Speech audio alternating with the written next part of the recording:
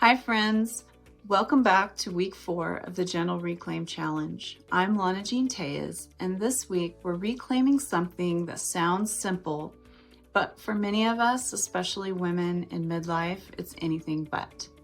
I'm talking about joy. Not the commercial kind, not the holiday spirit on demand kind, not the kind we've been taught to perform for other people for. I'm talking about quiet, steady, nourishing joy, the kind that reconnects us to ourselves. And to be honest with you, this is the season that hits closest to home for me. Joy during the holidays has always been complicated. Old childhood memories and wounds, the loss of my brother, the pressure to be on. These things have shaped my relationship with joy more than I used to really admit. And I know I'm not alone on this one. For so many women in midlife, the holidays can bring up a whole mix of emotions: grief, old trauma, family patterns, financial pressure, memories we didn't choose, and expectations we didn't set. Joy doesn't always come naturally this time of year. Sometimes it takes real work. There are days when I have to be incredibly intentional, almost deliberate, about noticing the tiny joys that are here. A warm shower, my morning coffee, a quiet moment before the day begins, the way the sunlight hits on the kitchen counter. These micro joys matter. They're not trivial. They're lifelines. And if joy feels harder for you during the holidays, you're not alone. This challenge is meant to help us all build the kind of joy that can coexist with real life. The joy that doesn't require everything to be perfect first. So today, I want to guide you into joy the same way I'm learning to. Gently, intentionally, and without performance. When you've lived long enough, joy becomes layered. We've carried responsibility. We've held families together. We've led classrooms, workplaces, and entire ecosystems. And sometimes we've had to put our own joy on pause to meet the needs around us. So if joy feels unfamiliar or hard, there's nothing wrong with you. It's not a failure. It's a signal that it's time to return to yourself. A woman connected to joy leads differently in her home, in her body, in her leadership, in her relationships.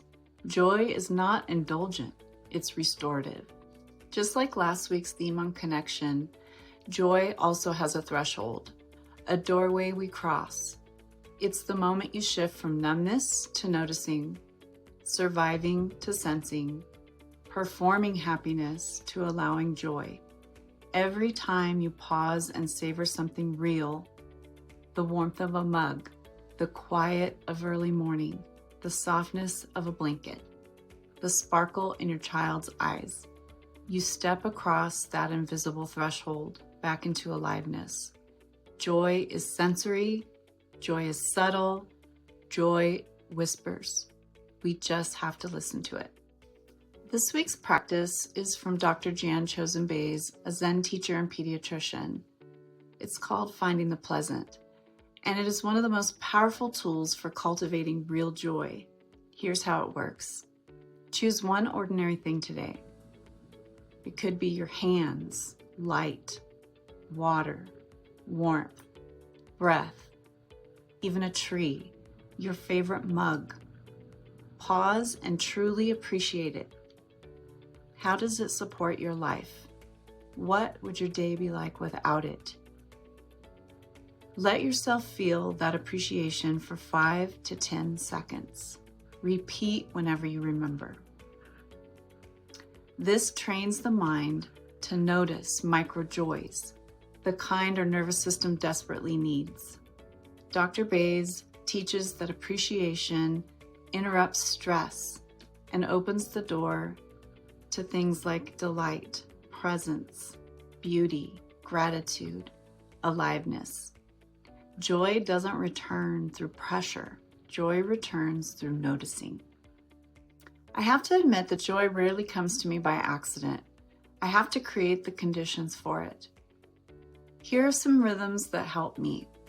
Stepping out for a few minutes of morning sunlight, savoring my coffee instead of rushing through it, lighting a candle before I write or reflect, saying no to things that drain me, allowing pockets of quiet, noticing beauty in small, ordinary places, giving myself permission to feel whatever I'm feeling.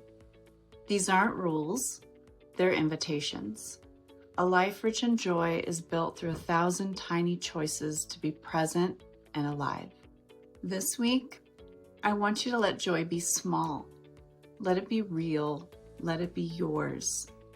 Let joy be less about festive and more about being honest, less about pleasing others and more about returning to yourself, less about performance and more about presence. Ask yourself, what kind of joy feels available to me today? And how can I make space for it? Let the answer be simple. Let it be enough. If you're joining me this final week of the Gentle Reclaim Challenge, first of all, thank you. But I'd love to hear what's one small joy you're reclaiming today. Please drop it in the comments. Your joy might inspire someone else's.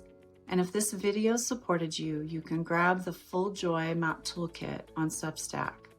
This has journaling prompts and the Finding the Pleasant practice you can print and use all week. Women who reclaim their joy lead differently.